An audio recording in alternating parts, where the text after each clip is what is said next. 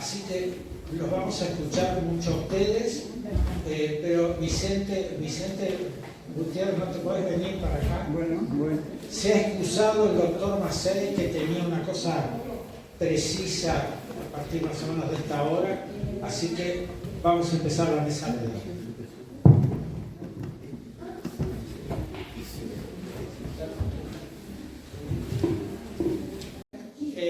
Puntos precisos para conversar. Si yo supiera dónde quedó ese memoralí, podría empezar rápidamente. Pero igual, el machete. Estoy dando examen de química y de física. Bueno, no, pero vamos a tratar de hacer las cosas un poco por orden, digamos así. Y me gustaría a los panelistas, sobre todo, que digan una palabra, a ver cómo les parece que está en este momento esto del ingreso irrestricto, cómo se está haciendo el ingreso a la facultad. Yo me voy a permitir solamente una anécdota, es una lástima que se fue Macei, pero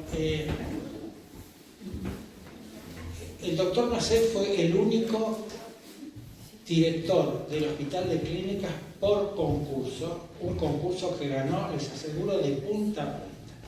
El organizador de ese concurso, el numen de ese concurso, fue el decano de la facultad en ese momento, el doctor Salomón Schechter, un tipo de una honradez intelectual, una claridad mental poco comunes, por lo menos lo que me ha tocado ver a mí.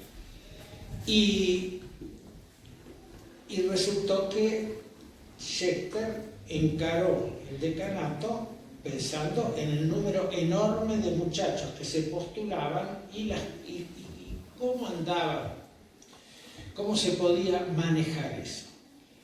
Ha estado acá, pero me parece que se fue, el doctor Guillermo del Bosco. Bueno, perdonamos. Schechter le encargó a Guillermo que hiciera la evaluación de los distintos lugares a partir del ciclo final de la carrera, que es el ciclo clínico, para ver cuál era el número real de muchachos que se podían formar en ese momento, que es la parte más importante de la carrera. Si hay 1 millón de muchachos en un aula grande, no importa, pero después la medicina tiene que hacerse más práctica. Bueno, no quiero dar una conferencia. Guillermo después nos podrá decir un par de palabras, pero él sacó un número exacto. Y el doctor Schechter, que era un hombre de pensamiento de derechas, porque sin embargo buscó a alguien que viniera y lo mirara desde otro ángulo. A partir del momento en que el doctor Schechter convocó a los profesores, que yo en ese momento era un profesor piojo por la edad, no solo por la edad, convocó en el decanato para explicar este plan que surgía a partir de los hechos que le había traído Guillermo. Miren, hubo un silencio de parte de los profesores que a uno le daban ganas de agarrarse a trompadas con la masa. El único que tuvo una buena reflexión sobre eso fue el doctor Fustinoni, que fue el que le pidió la palabra y apoyó algo lógico que estaba tratando de hacer Salomón Schechter. Terminó eso, pasaron un par de días y empezaron los bombos manejados por Apuba y por el entonces rector de la universidad, que era este hombre, Shuberov, que dio lugar a que Schechter, un señor, se terminó, renunció, y detrás de él renunció Macei y renunciamos, estábamos colaborando con Macei. Bueno, desde entonces no sé cómo ha quedado exactamente, porque yo no tardé mucho más en jubilarme, no sé cómo ha quedado el ingreso, qué piensan ahora, y primero le voy a preguntar a los miembros de la mesa. ¿Qué emociones tenés? ¿Vos, Vicente? Porque sí. Bueno, yo soy Yo soy muy conservador. Yo soy muy conservador. Siempre fui, en parte por la edad también. O sea que nadie va a tomar a una persona sin verla primero y poder ayudarla. Porque uno puede ayudar a una persona si la entrevista y dice, mira, no te conviene trabajar en esto o no te sirve, pero nadie toma a una persona por papeles y llenando un examen cualquiera. Y así es como van las cosas. O sea que es cada vez más anónimo, más anónimo. Si yo tengo que tomar un colaborador, lo primero que quiero es conocerlo. Si voy a tomar un estudiante de medicina, va a ser un colaborador en 10 años. Y lo mismo pasa con las residencias que están no se las toman. Así que, pues recordando a Schechter, yo fui el consejo asesor de Schechter, Salo, le decíamos, Salomón, su mujer se llama Dulcinea, y realmente es un hombre que pudo transformar la facultad. ¿Quién se lo cortó? Los propios de la Universidad de Buenos Aires. ¿Alguno de ustedes? A ver. Quería señalar un hecho del que me enteré hace unos pocos días por un profesor de primer año. En este momento, en primer año, tienen 120.000 alumnos. 120.000 alumnos en la Facultad de Medicina de Buenos Aires. Esto, evidentemente, está señalando que es imposible darle ningún tipo de educación, de instrucción mínima. Es decir,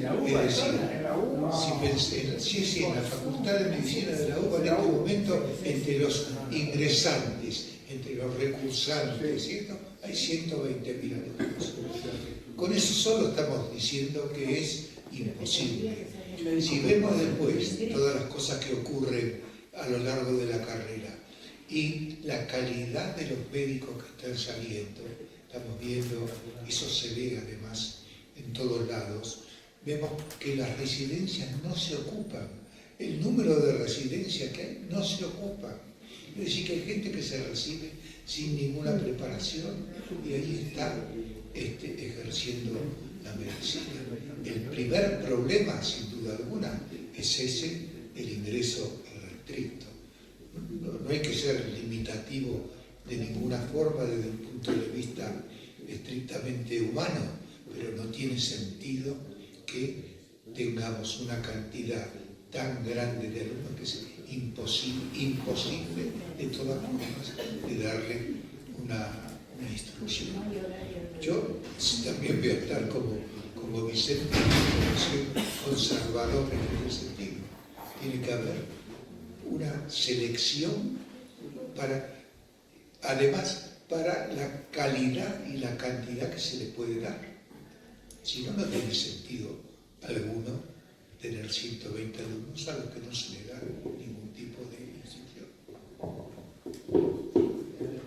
Sí, pero además te quiero sumar una pregunta para abrir vos, porque vos estás trabajando en otro lado, de manera tal que tenés una visión que puede venir desde otro ángulo.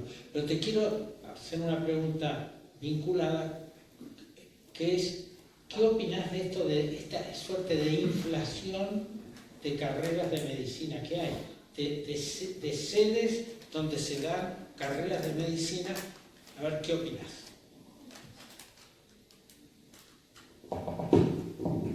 Bueno, no puedo opinar de todo, pero algo voy a decir. Yo soy decano desde hace un montón de años, 12 creo, de la Facultad de Ciencias de la Salud de la Católica de La Plata, que no tiene medicina. Tenemos lo que se llamaba antiguamente, hasta la reforma de la ley, aquellas 5 llamadas auxiliares de la medicina, la ley 1772, que ahora tienen entidad propia y se han transformado en carreras de 4 y 5 años muy sólidas, a veces un poco hipertrofiadas en algunos aspectos, pero bueno, válidas de por sí porque forman buena gente. Nosotros no tenemos medicina, por más que haya una excelente propuesta de fundación de una facultad, por el tema de los fondos, etc. En La Plata, si la Católica de La Plata tuviera en este momento dinero y posibilidades y sale a fundar una facultad de medicina, se lleva a los mejores profesores ya jubilados o exiliados de la Nacional, porque se han ido todos. o se han ido la enorme mayoría precisamente porque es inconvivible con la realidad actual la Universidad Nacional de La Plata. Este año, por ejemplo, han ingresado 4.471 personas en la universidad libre, por supuesto, pero hay miles dando vueltas de otras épocas que siguen siendo estudiantes crónicos, por los cuales no hay lugares en las aulas, son estudiantes repetidores, etcétera, etcétera, con lo cual llegan a decenas de miles, pero de los ingresantes de este año, 2023, 4.400 ingresantes, 2.168, o sea el 48% no son argentinos. No son argentinos. La mayoría son ecuatorianos, 167, 120 brasileños, 350 colombianos, 226 peruanos, 108 chilenos, etcétera, etcétera. Esa gente después se queda, con lo cual aumenta la proletarización médica en el área de la provincia de Buenos Aires, donde además, como supongo que pasa en casi todos lados, no se consiguen médicos para anestesia, obstetricia, urgencias, todo lo que, terapia intensiva, es decir, todas aquellas áreas que impliquen trabajo, pero trabajo es trabajo, es decir, porque no trabajan por un sueldo, sino porque ahí tienen que trabajar rompiéndose el lomo, es decir, buscan alternativas fáciles y empleaditos o lo que sea, pero no en los concursos quedan vacantes. Les digo sobre todo los servicios de emergencia, los de anestesia, los de terapia intensiva, que son los más urgentes y problemáticos. Lo mismo los médicos obstetras, cada vez menos médicos obstetras, hay que levantarse muy temprano, hay que salir corriendo para el parto, etcétera, etcétera. La ley de menor esfuerzo. La plétora estudiantil en La Plata en este momento es enorme. Y el clásico y tradicional cuerpo de profesores se ha ido en su enorme mayoría.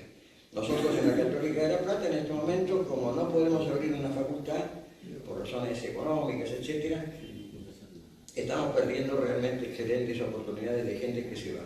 Y algunos vienen a ofrecernos diplomaturas. Ahora estamos por hacer una diplomatura sobre osteoartrosis, una serie de cosas que son profesores de clínica médica que vienen a buscar algún lugar donde poder desarrollar su vida académica. Pero evidentemente hay otra cosa. Los escándalos estudiantiles se producen en el momento de los exámenes, porque ahí ya en los primeros exámenes de primer año vienen unas barridas fenomenales de alumnos, por supuesto, que no pasan. Y lógicamente el diario El Día, que es el gran diario de La Plata, se llena de información, que mucha de esta información que tengo acá anotada la he sacado del día. Y bueno, y esto de alguna manera, por ejemplo, el rector habla de esto como que es el espíritu abierto e inclusivo de la universidad, es la que permite este ingreso irrestricto, donde se calcula, como yo decía, si hubo 4.000 de ingresos, hay 30.000 alumnos picando y dando vueltas dentro de la Facultad de Medicina solamente. Estas cosas que yo tomé apuntes un poco sobre la marcha, de algunas cosas que he sacado del diario El Día, etcétera, son realmente catastróficas y preocupantes de lo que está sucediendo en La Plata.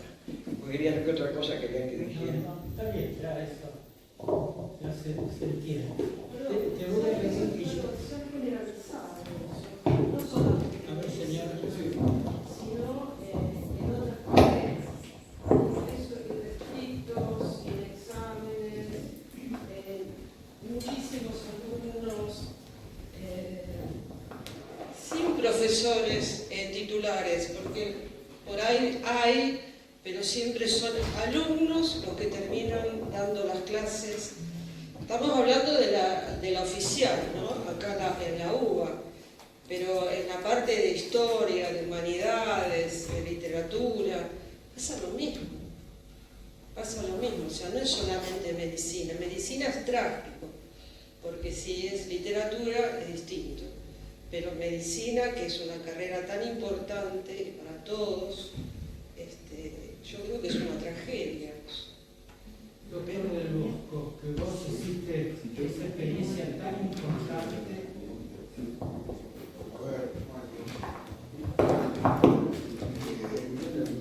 primero que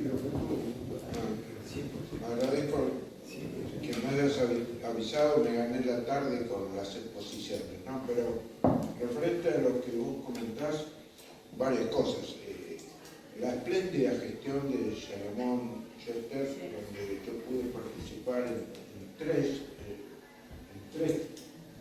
pedidos que él me hizo: el estudio de la capacidad educativa, la reforma curricular y la reorganización de clínicas, que compartimos con vos y con Nico, ¿no? Los intentos. Referente al estudio de la capacidad educativa, donde estuvo presente y fue decisivo el doctor Vicente Gutiérrez, con el doctor Agres. ¿Recuerdan? Participamos en esa comisión, el doctor Agres, Vicente Gutiérrez, yo, y algunas otras personas, y también en gran medida llevado por la ocurrencia suya, la idea, pudimos estudiar objetivamente cuántos estudiantes podía formar en ese momento la Facultad de Medicina a nivel del internado rotatorio, estudiando. Yo fui personalmente a 53 hospitales afiliados y llegamos a un número objetivo, desprovisto de cualquier ideología, ni el ingreso universal de la izquierda, ni cerrar la facultad 2 años. ¿Viste? Objetivo. Y el número dio 901. 901 estudiantes podían formarse según las pautas solicitadas por la OMS y la OPS. Lo cual, estimando un 30% de deserción, que sería razonable, podría significar alrededor de 1.200 estudiantes en el primer año, ¿no es cierto?, para la degradación de... Bueno, después vino el estallido que esto generó, ¿no? Y ahora, en ese momento recibíamos en cada cátedra de medicina, que el hospital tiene 4, a veces 5, 4 actualmente, recibíamos 100 estudiantes por año. En ese momento, y ya estábamos con problemas. Este año, en la cátedra que yo estoy, recibimos 260 estudiantes, de los cuales 106 son extranjeros. Y de los 106 que son extranjeros, 100 son brasileños. Y, a ver, entonces, eso es un poco... A ver, la situación está... se ha modificado radicalmente.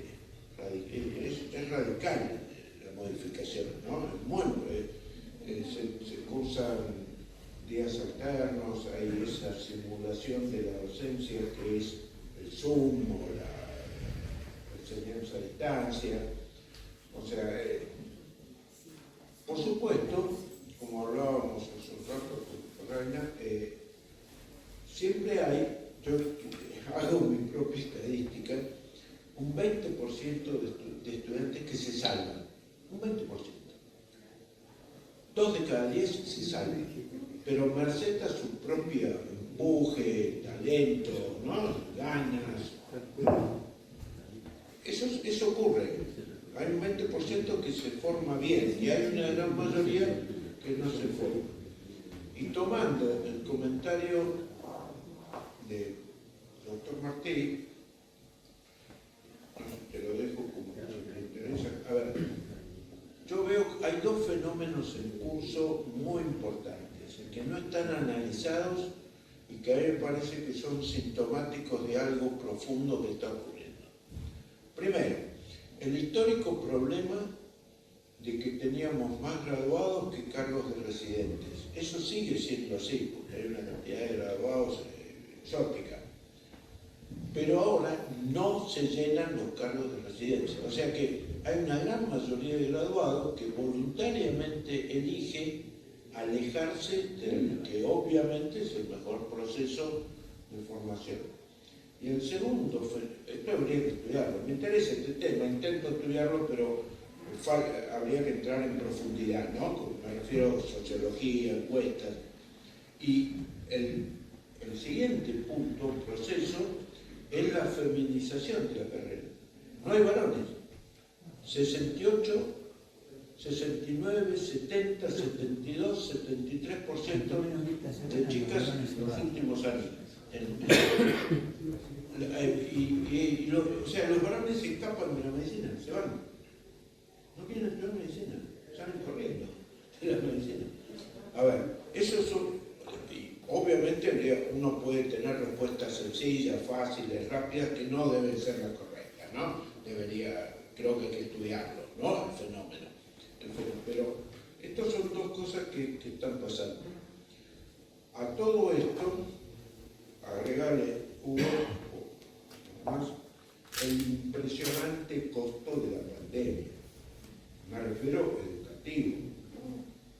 educativo, o sea, estamos tratando de enseñarle cirugía, clínica médica y enfermedades complejas a chicos que cursaron anatomía y fisiología a distancia. Es algo, pero es un simulacro, digamos, es un simulacro, ¿no? Ahora, lo que salva eso es la oportunidad de ese 20% de jóvenes espléndidos que siguen apareciendo, aún en las condiciones más adversas, aparecen. Y de vez en cuando lo que aparece es lo que yo llamo fenómenos silvestres, que la uva tiene fenómenos silvestres, una plantita que crece, ¿no? Y hay fenómenos silvestres entre los docentes también. Porque, claro, muchos de los docentes también entran en este juego, están totalmente entregados, ¿viste? Ahora, hay fenómenos silvestres entre los docentes y hay silvestres entre los alumnos. Y ahí habría una esperanza. Y bueno, hay muchas más cosas. Muchas gracias. Pedro Ferraina está por atrás. Sí. ¿Quieres algo respecto a esto? Pedro Ferraina, para los que no lo conocen, años de años, más de 20 años. Gracias, Hugo. Fíjate, fue profesor titular de cirugía. Hemos sido compañeros desde que éramos alumnos ayudantes. Así que tiene una experiencia muy grande, ¿verdad, Pedro? No, comparto las preocupaciones de todos los preopinantes con respecto a que ha habido una relación no óptima entre la cantidad de aspirantes a estudiar, las posibilidades que tiene realmente la Facultad de Medicina, y fundamentalmente comparto lo que acaba de decir Del Bosco con respecto a la problemática actual, no solamente de la cantidad de alumnos, sino la falta de incentivos y la dispersión, sobre todo de los graduados. Es curioso que en los últimos años las plazas de residentes no se estén ocupando y uno ve mucha gente joven en lugares privados de atención médica sin una formación que era casi obligatoria hasta hace pocos años, que era la residencia. Como no existen entes reguladores, excepto el mismo paciente que se queja porque lo atiende alguien que rápidamente se da cuenta que tiene menos ideas que el mismo enfermo sobre qué hacer, esto está pululando. A mí lo personal me preocupa porque no es que está ocurriendo en lugares alejados, en donde uno puede suponer de que los médicos jóvenes no quieren ir por determinadas circunstancias, sino en sanatorios muy cercanos a este mismo lugar que estamos reunidos hoy. Y creo que ese es un aspecto que debiera intervenir alguna autoridad con respecto a ver la calidad realmente de atención médica, cómo es la formación médica en esos lugares privados y de alguna manera qué repercusión tiene después en la misma atención. Me parece a mí que ese es un problema, en lo personal lo veo como un problema realmente serio y que de alguna manera es la traducción de que la historia relatada hoy sobre la medicina argentina, fundamentalmente hospitalaria, que era la que regía verdaderamente la medicina, se trasladó en los últimos 40 o 50 años a los distintos lugares privados, cada vez con mayor intensidad. Pero ha ocurrido una cosa que en mi visión es la siguiente. Los hospitales se han quedado con menos tecnología que los lugares privados, por una cuestión económica. Pero la transferencia, sobre todo de la educación médica, que fue siempre patrimonio de la medicina hospitalaria, no se realizó a los lugares privados con la misma intensidad. Entonces, esos lugares que tienen mayor capacidad operativa desde el punto de vista tecnológico, no han crecido desde el punto de vista educativo para tomar la misión que durante muchos años tuvo la medicina hospitalaria. Las escuelas médicas argentinas, como bien quedó demostrado hoy, han pertenecido siempre a la medicina hospitalaria. En los últimos años la medicina privada ha crecido mucho y ha permitido que un núcleo chico de la población pueda acceder a los mismos, diría yo, con casi la misma calidad que centros de países en mejores condiciones económicas que las nuestras, pero la parte de educación médica lamentablemente no ha tenido esa transferencia, excepto muy pocos hospitales. No me quiero explicar. El doctor Martí quería decir algo. Acá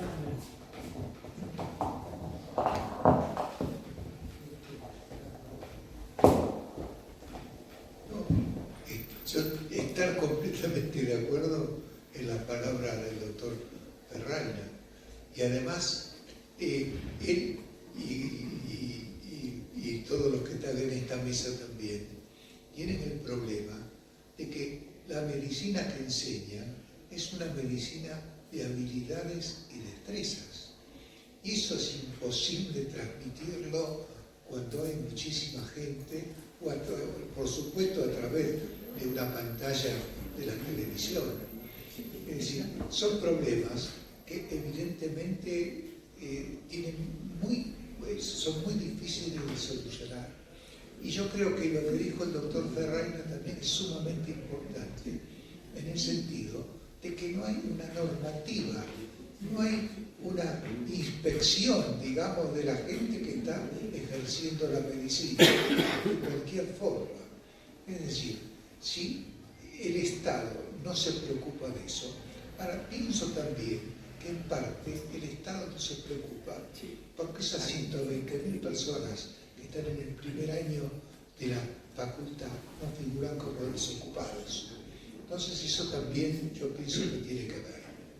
Es decir, el gobierno no se ocupa demasiado porque esa gente la tienen ahí escondida, digamos, que no estudian, no son ni realmente, porque no están haciendo nada, pero no figuran en las estadísticas negativas. Otro aspecto, todo está ligado, pero otro aspecto es que uno lo que nota es que la enseñanza cada vez es más teórica y menos ligada a la realidad. Por lo que está diciendo Manuel Martí ahora. En lo nuestro se necesita poner las manos en la masa. A ver, Roberto Batellini, que ha estado afuera del país mucho, ha estado en Mar del Plata, vení para acá.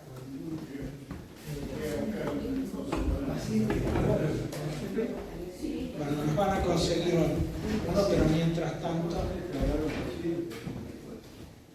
Sí, no, quiero que hable todo el mundo. Roberto fue compañero nuestro en el Buenos Aires, fue, digamos, paralelos en la unidad hospitalaria, él fue residente de cirugía también, ha estado en Alemania mucho tiempo, ha trabajado mucho en Mar del Plata y en el hospital italiano, de modo que tiene una visión bastante, ¿cómo podría decir?, variada. Bueno, es muy interesante porque yo viví 12 años trabajando en Alemania, 2 años y medio en Bonn y 10 años en Leipzig, después que cayó el muro, en cirugía cardiovascular. cuando estaba en Bonn, antes de caer el muro, para entrar en medicina, entraban solo los que tenían promedio 9 o 10 en el secundario. Si no, no podía entrar en medicina. La importancia que le daban a la medicina en Alemania en esa época.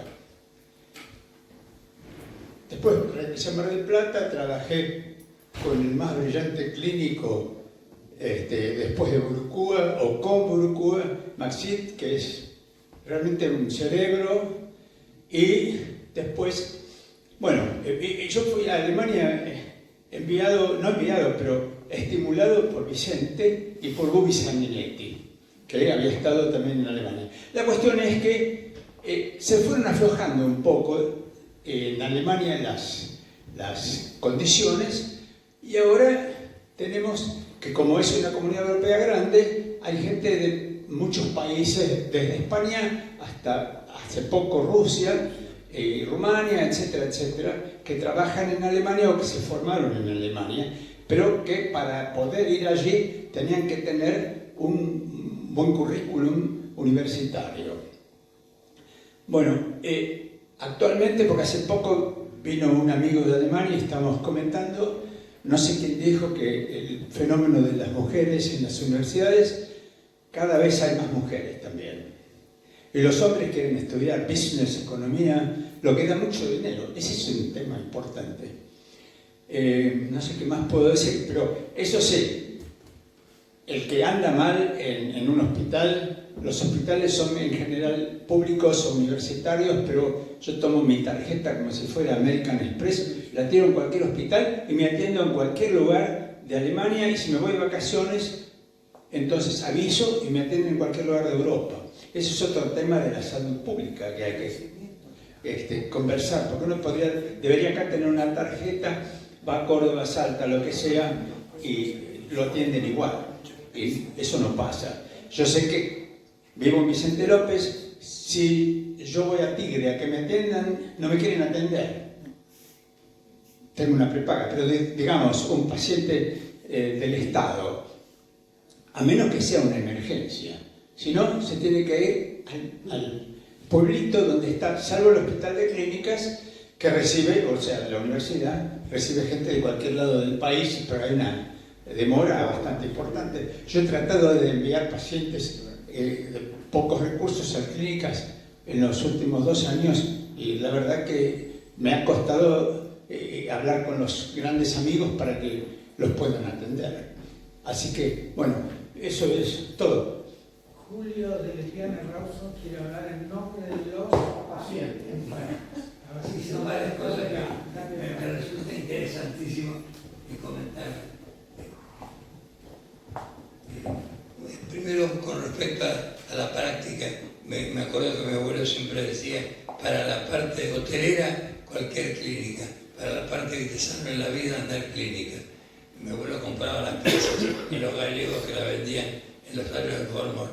Ahora la pregunta sería la siguiente: ¿cómo ustedes se pueden sorprender que la medicina esté tan baja cuando ahora los médicos miran la computadora en vez de intentar semblantear al paciente, verlo cómo camina, yo que soy récord? Y después, yo creo que hace 4 años que no me toca un médico. Antes de la pandemia los médicos no tocan.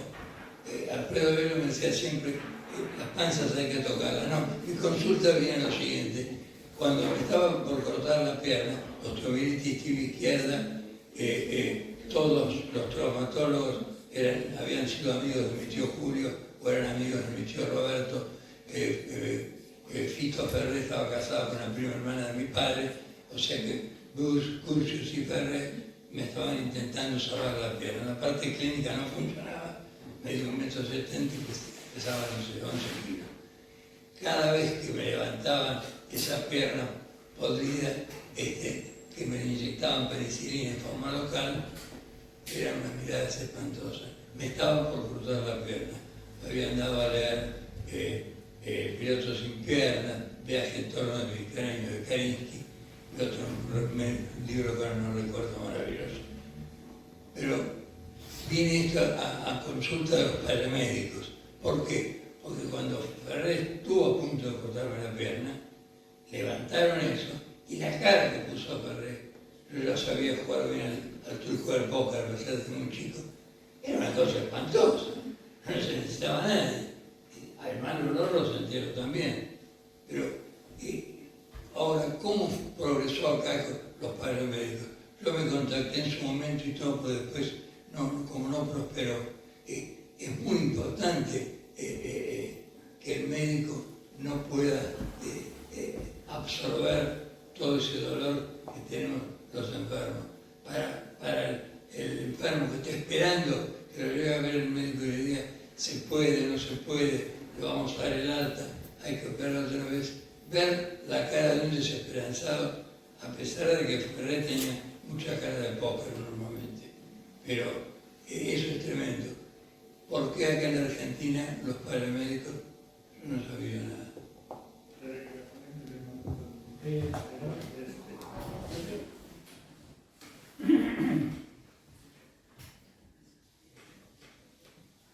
Hola. Hola. Pero lo paso a los demás. Bueno, hablando de eso, ahí hay dos cardiólogos clínicos importantes y está Miguel Maxi. A ver, ¿cómo se le inculca a los nuevos médicos que tienen que tocar a los enfermos? Yo los jorobaba y les decía, che, mirá que la medicina es un deporte de contacto, pero fuera de broma, ¿cómo hacer? Ustedes que han estado 1000 años con los muchachos, Claudio. Clavícoli ha tenido justamente interés específico en los últimos años de inculcar la relación médico-paciente, que es lo que ha dicho acá y Clavícoli ha intentado, no encontró, creo, no encontró mucho eco en el resto de la población de los profesores del Hospital de Clínicas, distinguidos compañeros nuestros y algunos que fueron residentes más chicos que nosotros, que ahora ostentan, digamos, lugares importantes dentro del hospital. ¿No es así?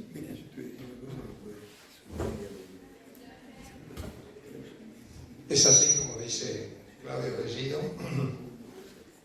Nosotros nos formamos con Burucúa, José Emilio Burucúa, que era un semiólogo eximio, y en una época muy importante del hospital,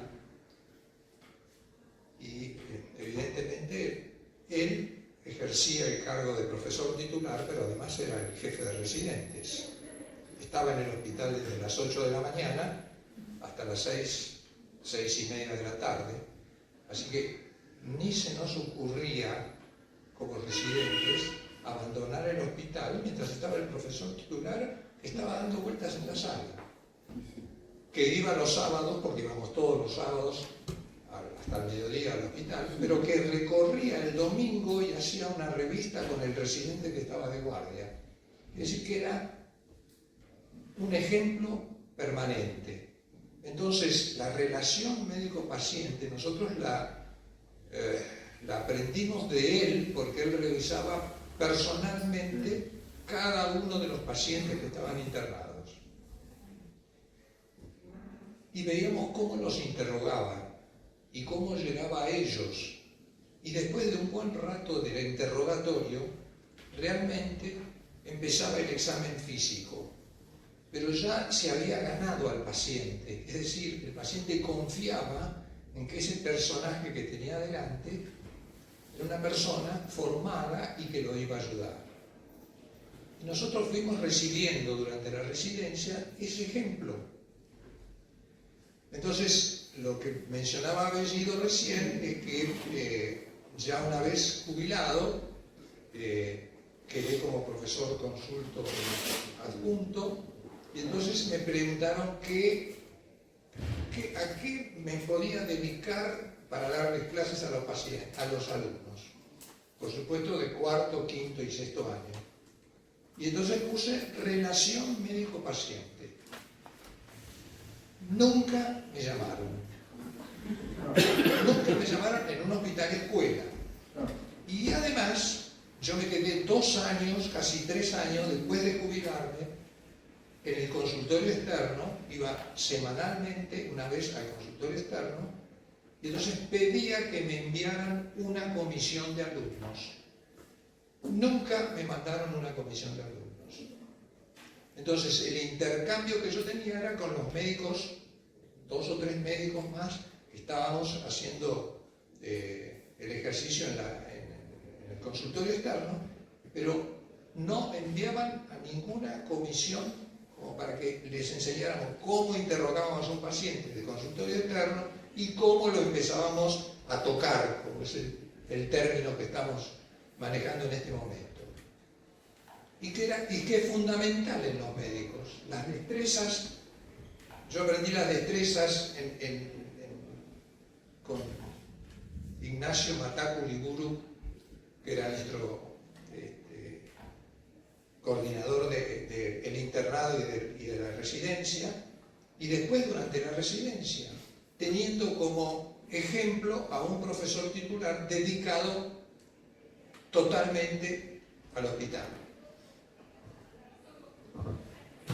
Bueno, ya para ir redondeando, quiero preguntar otro nivel de conflicto, y le quiero preguntar a Vicente, que tiene una experiencia enorme sobre eso, sobre los concursos de profesores hoy por hoy.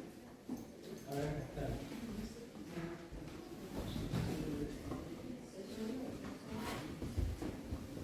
Perdón que sea un poco agresivo tal vez en las opiniones, ¿no es cierto? Pero no puedo decir directamente que es una farsa, pero la elección de un profesor no se elige por lo que necesita la universidad ni lo que necesitan los alumnos. Necesita por lo que se inventó en la Argentina, que se llama la grilla.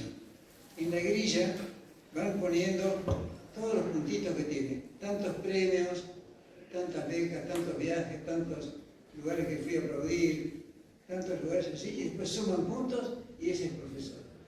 A veces nos nombran profesor cuando faltan 2 años para jubilarse, o sea que arruina toda una generación. No hay ningún lugar del mundo que yo sepa que se hace como en Argentina. Hicimos una mesa redonda acá con extranjeros y argentinos, ya todos parecidos, y todos dijeron lo mismo, que es un desastre. Cuando yo di el concurso de profesor tenía que dar una clase teórica como si fuera un psicodrama. Me dan un tema y me hacen hablar como estoy hablando hoy. Y eso no lo necesita el alumno. No quiere un orador, quiere un Luburucúa que se quede a la tarde, quiere uno que se quede por lo menos al mediodía, pero que tenga ganas de enseñar. Y acá eligen los profesores por su prestigio quirúrgico a lo mejor. Es un gran cirujano y nunca va a ver los alumnos. Así que hay que dar vuelta completamente al sistema de concursos.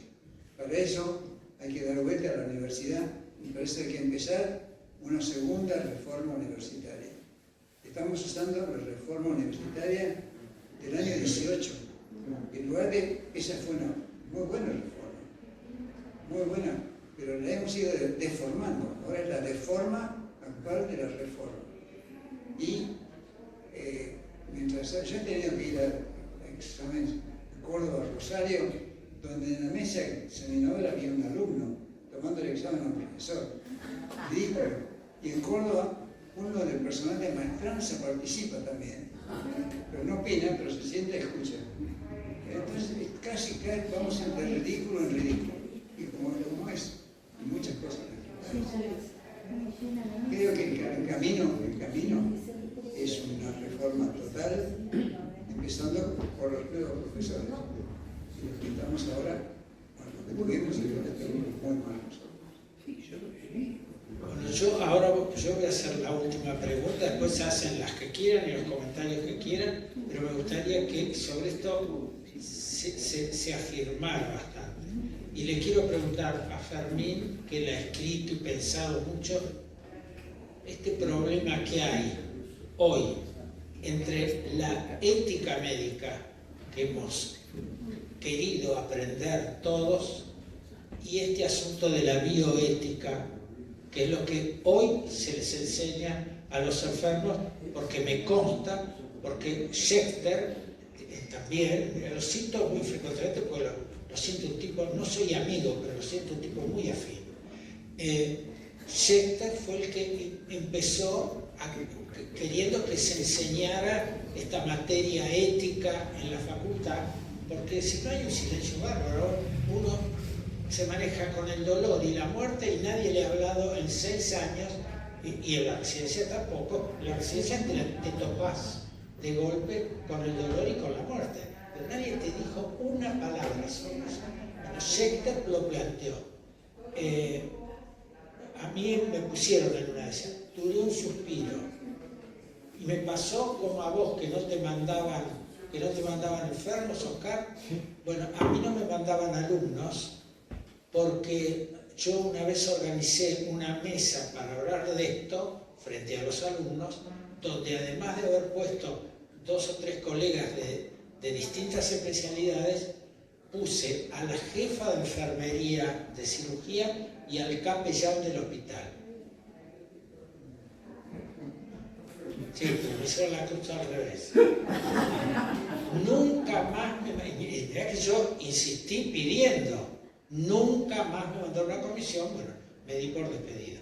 Pero entonces, Fermín, este tema... Sí, pero es complejo el tema, ¿no? Es complejo porque una cosa no invalida la otra. Yo fui 12 años profesor titular de bioética en 5º año medicina, Facultad de Medicina de la Universidad de El Salvador. O sea que 1.500 alumnos, o sea, camadas de 50, que era por semestre, por cuatrimestre, son 100 por año, son 1.200 alumnos. Médicos pasaron de alguna manera por ahí. Y bueno, yo también venía de una formación antropológica, filosófica, paralela a la medicina, que de alguna manera me permitió tener una mayor formación histórica también, de la evolución de la relación del hombre con el paciente, procurando el bien, que en definitiva es lo que uno quisiera hacer con la ética. Pero también soy representante de una generación donde la palabra bioética, de origen anglosajón, particularmente en los Estados Unidos, se generalizó, y que incluso un gran papa, como fue Juan Pablo II, desarrolló varios aspectos de estos temas. Por eso hay que sumar. Yo voy a hablar en católico. El primer gran papa que se ocupó de todo fue Pío XII. Y hay un libro estupendo, escrito, recopilado por Ovidio y otros más, que se llama Pío XII y las ciencias médicas. Es un libro de casi 200 páginas, donde está todo el material que uno quiera encontrar sobre todos los temas que pueden preocupar en la relación médico-paciente y en el ejercicio de la medicina.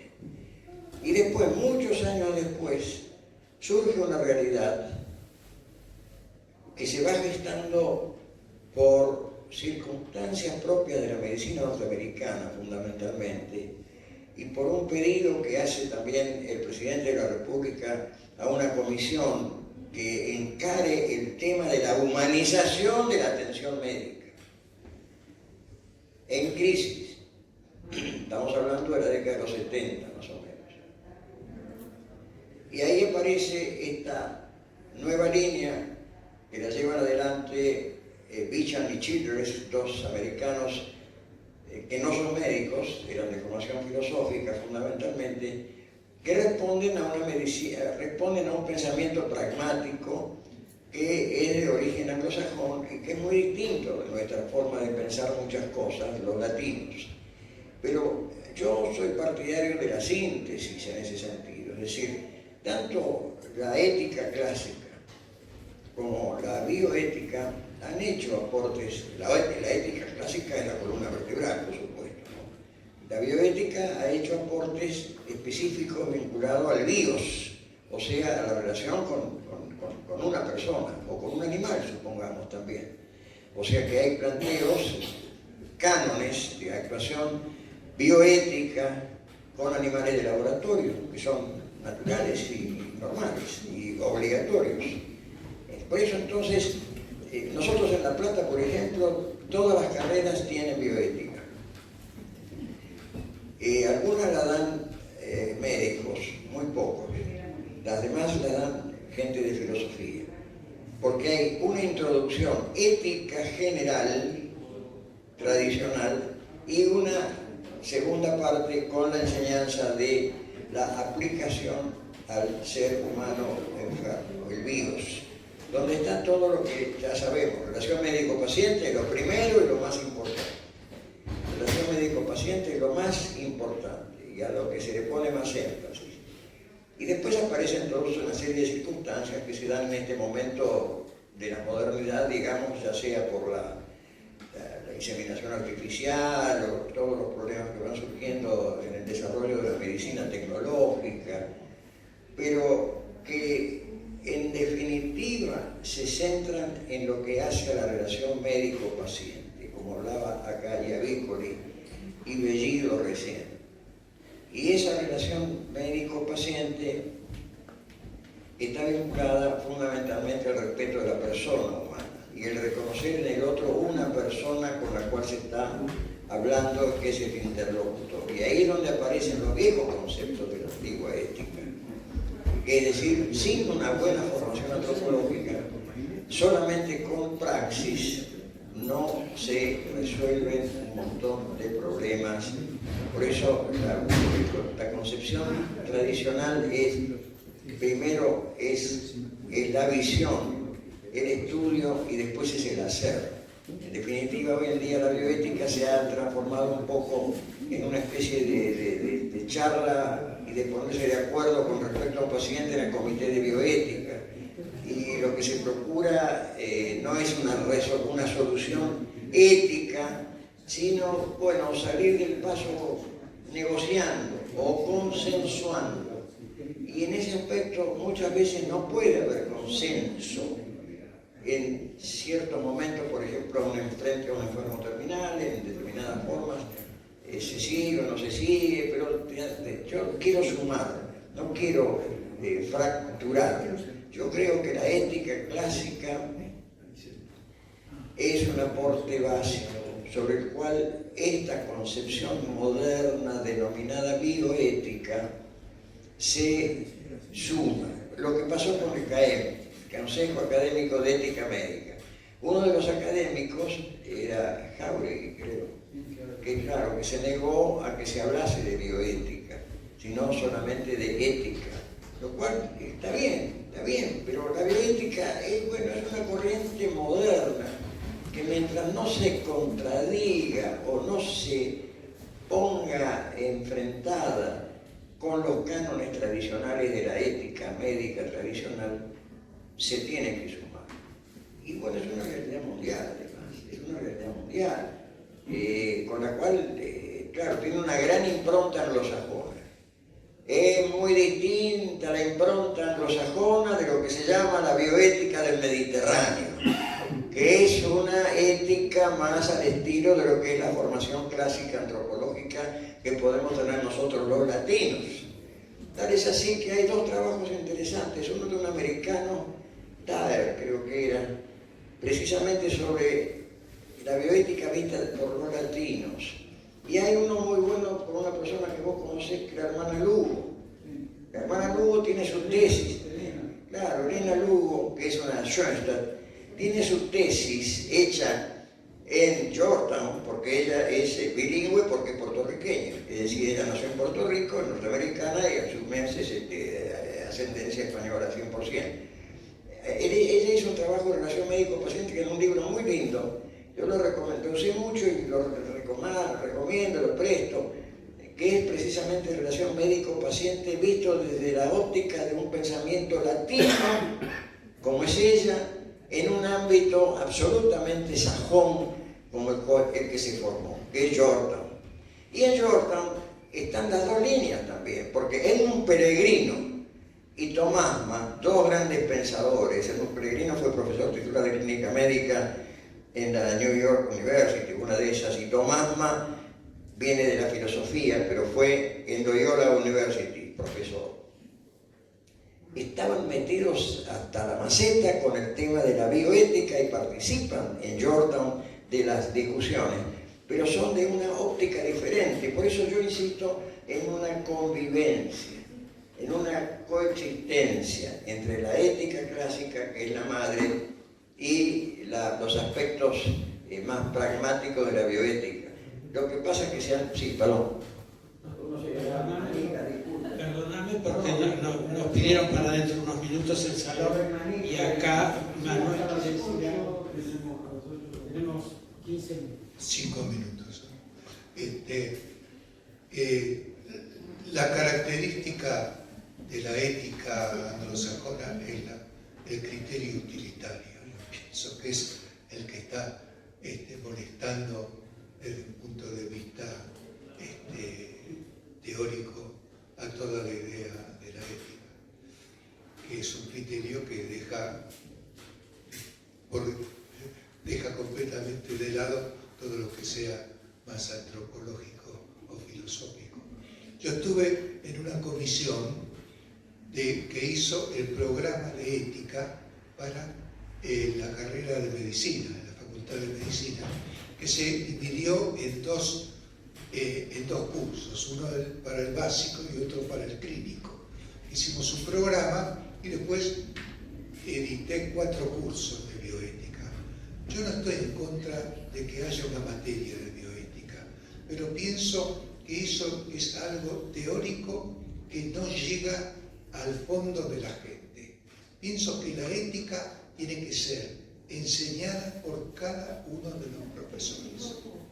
El profesor de anatomía dirá cuál es la ética de manejarse con cadáveres o con tejidos en histología. El de ginecología, cuál es la ética de la ginecología, y el de clínica o el de cirugía, cuál es la ética de cada uno. Eso tiene un problema y una obligación, que el profesor tiene que tener un criterio ético y que ser capaz de transmitirlo a los demás. Pero es la única forma que uno puede tener la experiencia real y el criterio real de una persona que ejerce la medicina en esa especialidad. Pienso que eso, no estoy en contra de que haya una materia que se llame ética médica, pero la materia de ética médica es una materia que se aprende y se olvida. En cambio, si hay un capítulo en cada una de las especialidades que diga cómo se debe ejercer la ginecología, cómo se debe ejercer la obstetricia, la clínica médica o la cirugía, eso es lo que va a quedar mucho más en el estudiante. Bueno, a ver, doctor.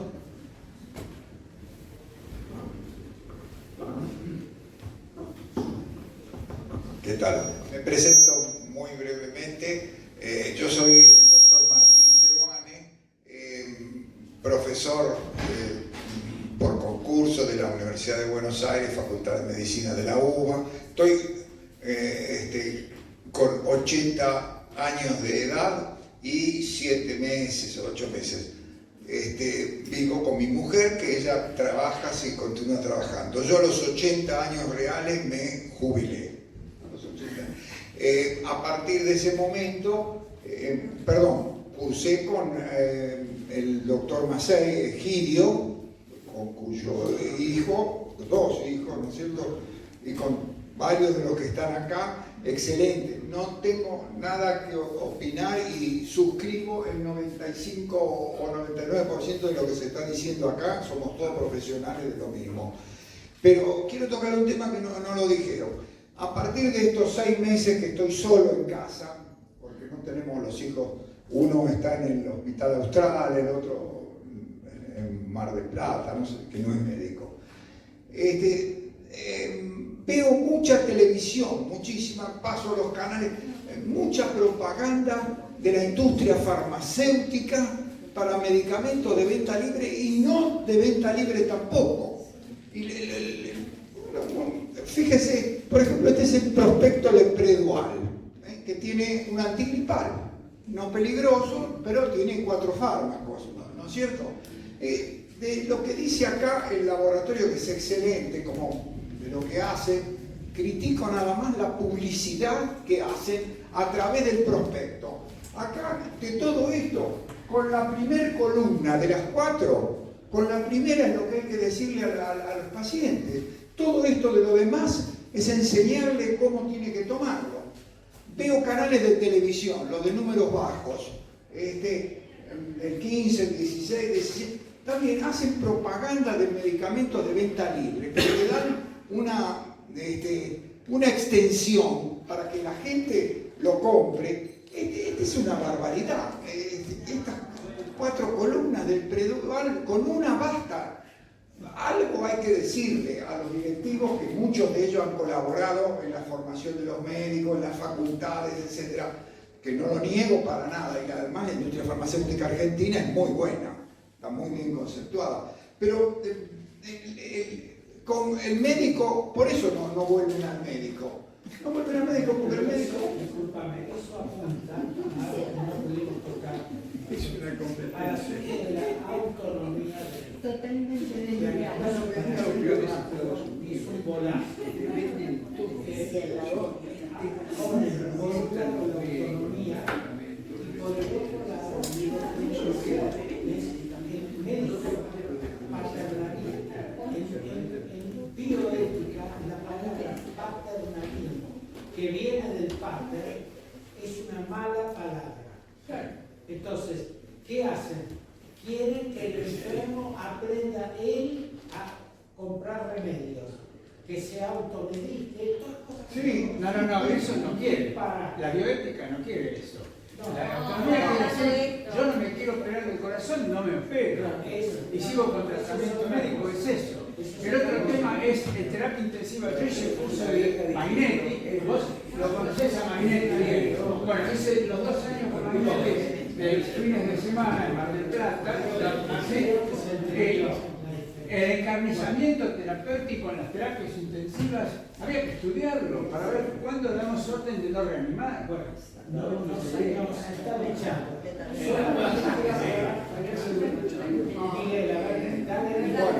No, yo cerraba esto. Tenemos que hacer las entidades médicas, formadores, éticos, etcétera, alguna advertencia a la industria farmacéutica que nos ha ayudado siempre, pero que ahora autovenden. Por eso no vuelven al médico una vez que el médico, bajo receta, con la primer columna bastaría, no tienen que decirle más todo esto. A dejarlo a Miguel, que decir avisar algo éticamente a la industria farmacéutica. Dos palabras. Yo creo que viviendo en este país tal como está, no sé cómo podemos creer que vamos a mejorar la educación. Va a ser imposible, porque hay que mejorar toda la sociedad, toda la ética de la sociedad. La inflación monetaria que tenemos es un símbolo de la inflación médica que tenemos. Es decir, damos moneda falsa, damos médicos falsos, damos abogados falsos, porque está lleno de buenas policías todo lo largo del país. Entonces, el problema nuestro es muchísimo más intenso de formar un médico. Es de formar una persona honesta, trabajadora, discreta, útil.